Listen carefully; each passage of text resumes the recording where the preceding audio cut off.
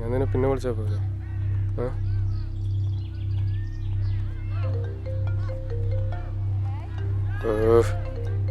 Hello ഡാ, പിന്നെ വിളിക്കാടാ. ഒരു മൂഡില്ലടാ, എന്തോ ഒരു മൂഡില്ല. അതെ, പിന്നെ വിളിക്കാം.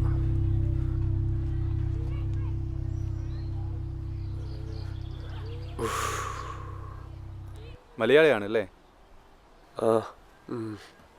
ആ, അത് പിന്നെ മലയാളിക്ക് ഇവിടെ വല്ല കുറവുണ്ടോ അല്ലേ? എൻ്റെ പേര് ജെയിംസ്. മാഷിൻ്റെയോ? എൻ്റെ പേര് തോമസ്. നാട്ടിലെവിടെയാ? നാട്ടിൽ മലപ്പുറത്ത്. മലപ്പുറത്ത് കുറച്ച് ഫ്രണ്ട്സ് ഉണ്ട്. ഞാൻ കോട്ടയത്തു നിന്നാണേ. താൻ കേട്ടിട്ടുണ്ടോയെന്നറിയില്ല. CMS college. അവിടെ ഇച്ചിരി രാഷ്ട്രീയവും ബീഫും പൊറോട്ടയും പിന്നെ പേരിനൊരു എൻജിനീയറിങ്ങും. പിന്നെ എപ്പോഴോ വന്ന് ഇങ്ങോട്ട്. താനിവിടെ എന്താ പരിപാടി? പഠിക്കുവാണോ? ഞാനിവിടെ നേഴ്സിങ്ങിന് പഠിക്കുക. എന്താടോ ഒരു മൂഡ് ഓഫ്? വല്ല പെണ്ണിട്ടിട്ട് പോയോ? അതൊന്നുമല്ല. പിന്നെന്താടോ? ഒന്നുമില്ല. പറയടോ. അതൊക്കെ വലിയ സ്റ്റോറിയാ. പറയടോ, പറഞ്ഞാൽ തീർക്കാവുന്ന പ്രശ്നമുള്ളല്ലോ.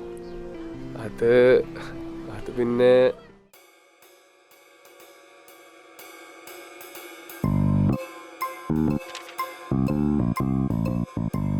നേഴ്സിങ്ങിന് പഠിക്കുകയാണെങ്കിലും എൻ്റെ താല്പര്യം ഫുള്ള് സിനിമയിലായിരുന്നു. അതുകൊണ്ട് തന്നെ വീട്ടിലും പുറത്തും നല്ല മതിപ്പായിരുന്നു എല്ലാവർക്കും.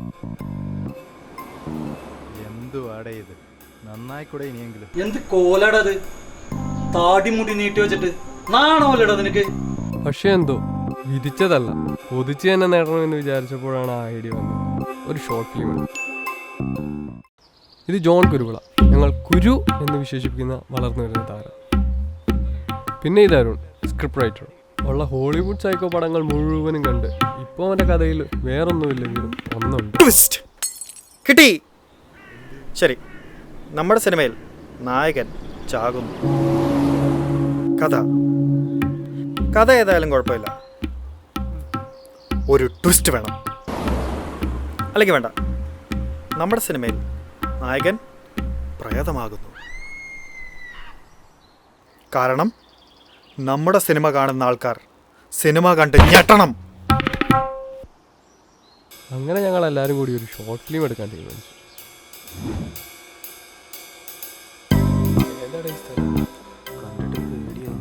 ഒന്നും മിണ്ടാതിരിക്കടാ. ഇത് കണ്ടിട്ടൊരു നല്ല ഡാർക്ക് ഫീൽ തോന്നുന്നില്ലേ?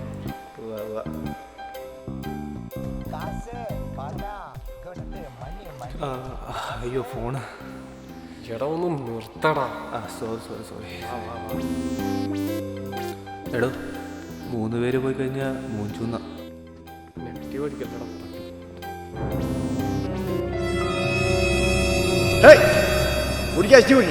അങ്ങനെ കുരു പറഞ്ഞത് സത്യമായി. മൂഞ്ചി.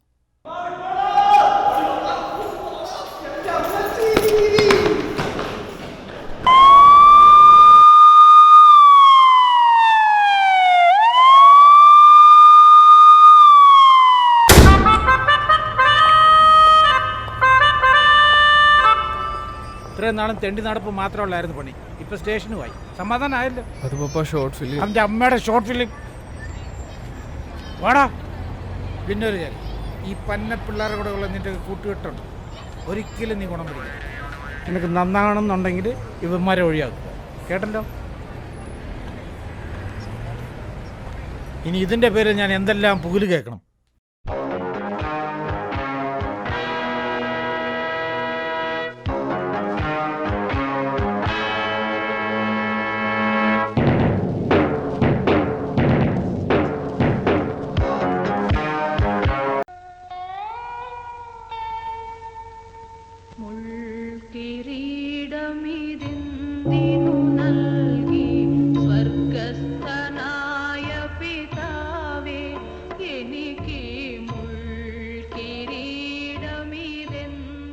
ആ സംഭവത്തിന് ശേഷം ഞങ്ങൾക്ക് എല്ലാവർക്കും ഒരു അടിയായിരുന്നു. അതിനുശേഷം പിന്നെ ഞങ്ങളാരും അരുണിനെ കണ്ടിട്ടില്ല.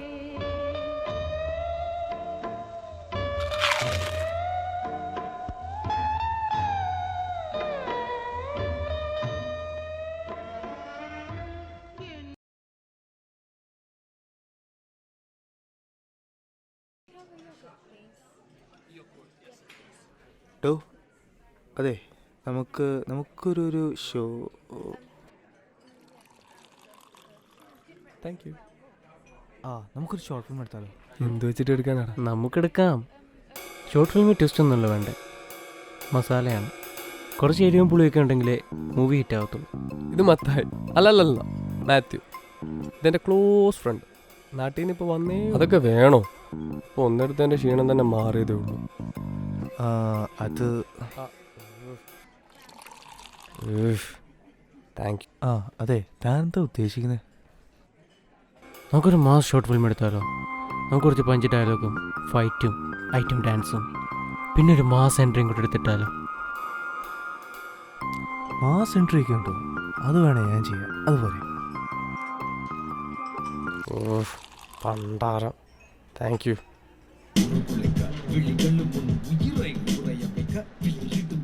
അങ്ങനെ കുറേ തമിഴ് പടങ്ങളൊക്കെ ഉണ്ട്. ഒരു മാസ് ഷോർട്ട് ഫിലിം എടുക്കാൻ எதிரிகள் ஓடிப்பட சாகாமல் வாழ்வேனே, பூலோகம் பேர் சொல்ல வீழாமல் வாழ்வேனே, தோல்விகள் மறந்திட கெத்தாத வாழ்வேனே, வெற்றிகள் கிடைத்திட நட்போடு வாழ்வேனே, எந்த ஊரு போனாலும் ஐயனாடு சூப்பர் ஸ்டார், எங்க நட போட்டாலும் ஐயனாடு ஓடாத ஓட்டமில்ல, கொஞ்சம் கூட அச்சமில்ல, வீரம் வேறத்தை கொல்லி வைக்கவே. ഊതറാ.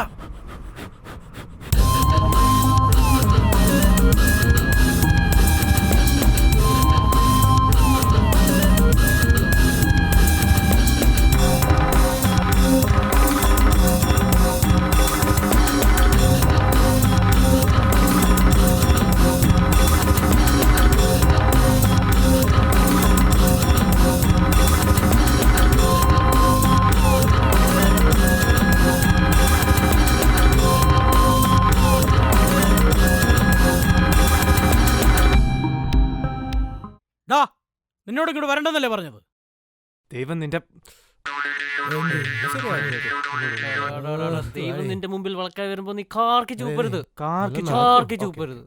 ദൈവം നിന്റെ പട്ടിയാരെ കൊണ്ടുവന്നു. ദൈവം നിന്റെ മുമ്പിൽ വളക്കായി വരുമ്പോൾ നീ കാർക്കി ചൂപ്പരുത്. നിന്നോട് ഇങ്ങോട്ട് വരണ്ടെന്നല്ലേ പറഞ്ഞത്? പൊന്നളി ഇതിന് വന്നിട്ട് ഞാൻ ചെയ്താ പോരെ. നിനക്ക് കൈയിട്ട് വരാനുള്ള തന്നാ പോരെ? തരാം.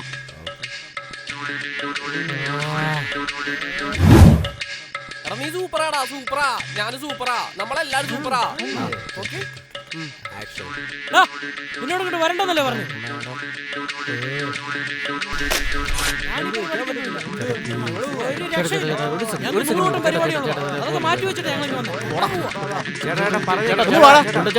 മര്യാദക്ക് കോളേജിൽ പോയാൽ മതിയാ.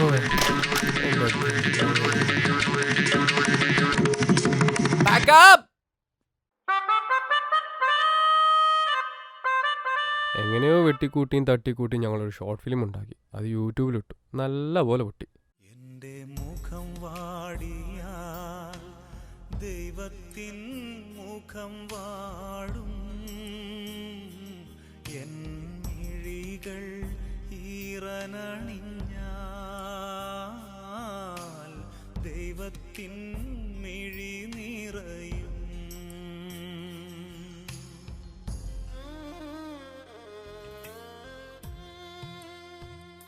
ഷോർട്ട് ഫിലിമിൻ്റെ പുറകെ നടന്ന ടൈമിൽ കോളേജൊക്കെ ഒരു വഴിക്കായിരുന്നു. സെമസ്റ്ററിൽ എല്ലാ ക്ലാസ്സും സ്മൂത്തായിട്ട് പൊട്ടി.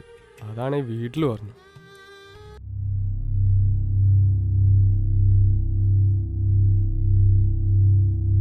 എക്സാമിന്റെ റിസൾട്ട് എന്തായടാ? പാസ്സായോ നീ? ഇല്ല, അതും പോയി. അല്ല, നിന്റെ അമ്മയും ഞാനിവിടെ എന്തിനാടാ പാടുപെട്ട് പണിയുന്നത്? നിന്നെ ഒരു നല്ല നിലയിൽ കാണാൻ വേണ്ടിയല്ലേ? നിനക്ക് എന്നാ ഉദ്ദേശം? പപ്പ എനിക്ക് ഡയറക്ടറോ?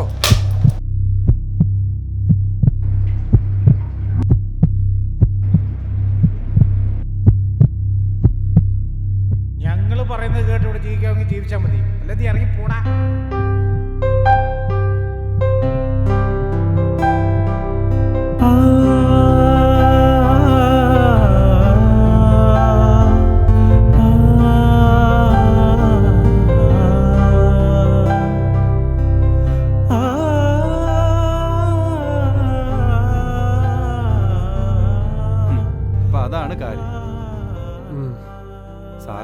ഇതെല്ലാ വീട്ടിലും നടക്കുന്ന കാര്യമല്ലേ? ചേട്ടന് അതിന്റെ സീരിയസ്നെസ് അറിയാത്തതുകൊണ്ടാ. ഇല്ലടോ, സ്നേഹമുള്ളിടത്തെ സങ്കടം ഉണ്ടാവുള്ളൂ. ഇതെല്ലാം പറഞ്ഞെടുക്കാവുന്ന കാര്യമേ ഉള്ളൂ. ചേട്ടൻ ലൈഫിൽ ഇങ്ങനെ ഒരു സിറ്റുവേഷൻ ഉണ്ടാകുന്നവരെ ചേട്ടന് മനസ്സിലാകത്തുള്ളൂ.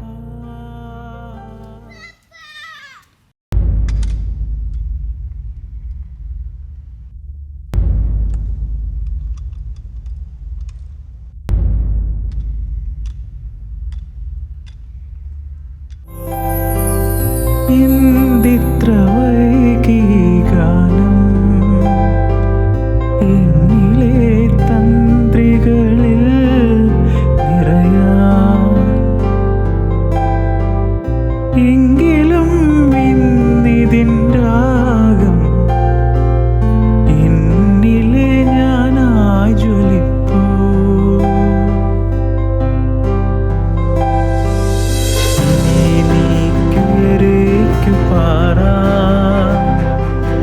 അതിവേഗ ചിറകുകൾ സുലഭം. ഇനി എനിക്കതിദൂരം താണ്ടാം. ഈ അജ്ഞ താരകം ദീപം.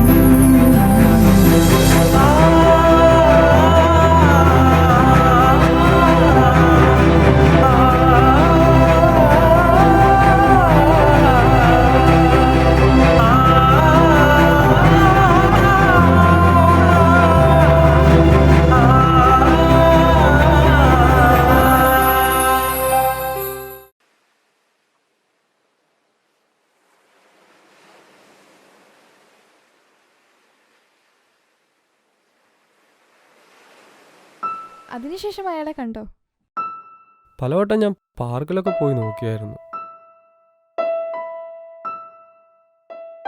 പക്ഷേ ഞാൻ അയാളെ പിന്നെ ഒരിക്കലും കണ്ടിട്ടില്ല. ചിലരങ്ങനെയാണ്. അവർ അപ്രതീക്ഷിതമായി നമ്മുടെ ജീവിതത്തിലേക്ക് പ്രവേശിക്കും. നമ്മളുടെ ഇരുട്ടിൻ്റെ വെളിച്ചമായി നമ്മുടെ കാഴ്ചപ്പാടുകൾക്ക് പുതിയൊരു പാതയെ. അദ്ദേഹം ആരാണെന്നോ എവിടെയാണെന്നോ എനിക്കറിയില്ല. പക്ഷെ അദ്ദേഹം ഒരു സിനിമയ്ക്ക് വേണ്ടത് ട്വിസ്റ്റോ മസാലയോ അല്ല, ജീവിതമാണെന്ന് കാട്ടിത്തന്നു. എൻ്റെ വീഴ്ചകൾ അത്ര ചെറുതെന്ന് കാട്ടിത്തന്നു. ജീവിതത്തിലെന്തും ഒരു പുഞ്ചിരിയോടെ നേരിടുമെന്ന് കാട്ടിത്തന്നു. അതിനപ്പുറം എൻ്റെ സ്വപ്നങ്ങളിലേക്ക് ചലിക്കാൻ ധൈര്യം തന്നു.